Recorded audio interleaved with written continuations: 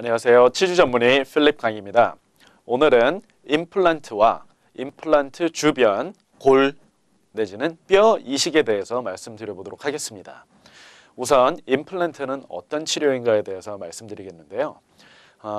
부득이한 경우에 자연 치아를 발치할 수밖에 없는 경우가 있습니다. 상실된 치아를 다시 복원하기 위해서는 치아 이식, 즉 임플란트를 이용해서 치아를 만드는 방법이 요즘 많이 활성화되어 있습니다. 임플란트란 티타늄 성분의 재질로 만든 일종의 나사 모양의 지대치입니다. 그 임플란트를 사람 뼈에, 턱뼈에 간단한 수술을 통해 이식하게 되면 시간이 지난 보통 한 2개월에서 3개월 정도 내지는 뼈의 밀도에 따라서 골 밀도에 따라서 그 시간이 조금 바뀔 수는 있겠지만 간단한 수술을 통해서 이식을 하게 되면 본인의 뼈와 임플란트가 완전히 붙어버리는데 그것을 영어로는 오스티오인테그레이션이라고 표현합니다. 이 자연적인 융화가 성공리에 맞춰지게 되면은 그 위에 자연 치아의 모양의 보철물, 즉 크라운을 안착시키게 됩니다. 많은 경우에 임플란트 치료 전 내지는 도중에 뼈를 이식을 해야 하는 경우가 있습니다. 임플란트는 건강한 뼈에 이식이 되어야 하는데 하지만 늘 자연 치아를 뽑게 되는 상황이라는 것이 보통 주변 뼈를 손상을 시키게 되기 때문에 임플란트 수술을 하기 전이나 임플란트를 이식할 때 함께 주변에 뼈를 이식하는 경우가 있습니다. 이미 너무 뼈가 부족해서 임플란트를 할 수 없는 경우에는 뼈를 우선 복원시킨 이후에 한 4개월에서 6개월 동안 기다린 이후에 임플란트를 식립할 수가 있습니다. 예를 들면 위턱 뒤쪽 어금니들이 없을 때에는 이런 사이너스라고 하는 빈 공간, 코와 눈 밑을 이렇게 위치하고 있는 영어로는 maxillary sinus라고 하고요. 한국말로는 상악동이라고 하는데 이 부분에는 뼈가 너무나 많이 부족하기 때문에 임플란트를 간단히 식립을 할 수 없는 경우가 많습니다. 이곳에 많은 인공뼈를 이식한 이후에 임플란트 수술이 진행될 수밖에 없는데요.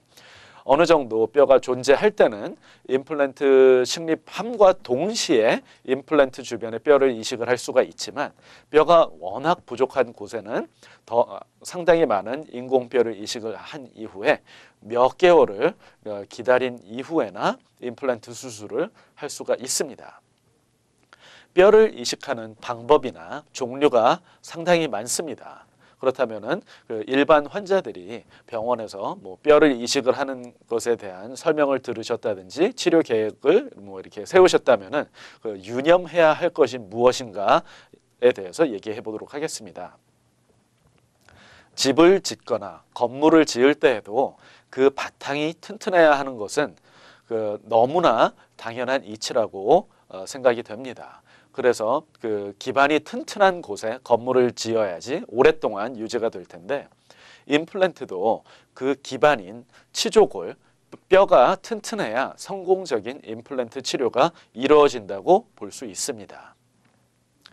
예전에는 뼈가 부족해서 이식이 필요한 경우에 턱이나 구강 외 자가뼈를 채취를 해서 뼈를 복원을 시키는 방법밖에 없었지만 요즘에는 많은 인공뼈가 존재합니다. 그 인공뼈도 종류가 많은데 환자의 상황에 따라 알맞는 종류와 방법을 선택해야 합니다. 그것은 순수히 의사의 판단을 존중하는 수밖에 없고 믿을 만한 의사와 병원을 선택하는 것은 환자의 몫이라고 생각합니다. 임플란트는 수술과 보철 치료로 이루어져 있는 특성이 있습니다.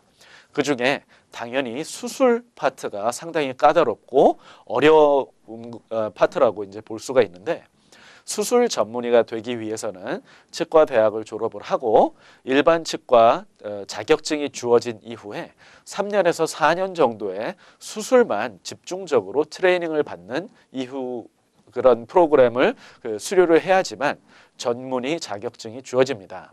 의사가 수술을 정식으로 수련받은 수술 전문의인지 알아보는 것이 어떻게 보면 가장 쉬운 방법이라고 할 수가 있겠습니다. 많은 분들이 고민하는 것 중에 하나가 그 병원의 선택과 의사 선택인데 한국에서는 특히 이제 대형 병원이나 네트워크 병원에서 병원들이 사회적으로 문제가 되고 있는 부분이 있습니다. 그 비슷한 문제들이 이곳 한인 사회에서도 존재하고는 있지만 그 이유인즉슨 우선 검증되지 않은 임플란트나 이식용 뼈를 단가가 낮다는 이유로 환자들에게 쓰여지고 있는 경우가 있기 때문입니다. 이런 제품들이 몇 년 동안은 문제가 없을 수는 있겠지만 사람 몸속, 특히 뼈 속에 들어가게 되는 것들인데 충분한 연구와 오랜 임상 기록이 없는 제품들을 쓴다는 것은 참으로 안타까운 일이 아닐 수가 없습니다. 또한 상대적으로 임플란트 비용이 아주 낮게 책정되어 있는 병원에선 그 낮은 비용을 메꾸기 위해 필요 이상의 많은 임플란트 수를 제한하는 경우도 있고, 또한 불필요하게 뼈를 이식해야 한다고 해서 이제 비용을 조금 더 더하는 그런 경우도 있습니다. 제일 좋은 방법으로는 환자들이 궁금한 것이 있다고 하면은 편히 의사에게 이제 물어봐야 하는 것이고, 혹시라도 의문이 있다면 다른 의사와 상담을 받아보기를 적극 추천하는 바입니다. 임플란트는 마지막 치료 방법이 되어야 합니다. 조금이라도 살릴 수 있는 확률이 있다면 최대한 자연치아를 살려서 몇 년이라도 더 쓰는 것이 현명한 선택이라고 할 수 있습니다. 치주 전문의 필립 강이었습니다. 감사합니다.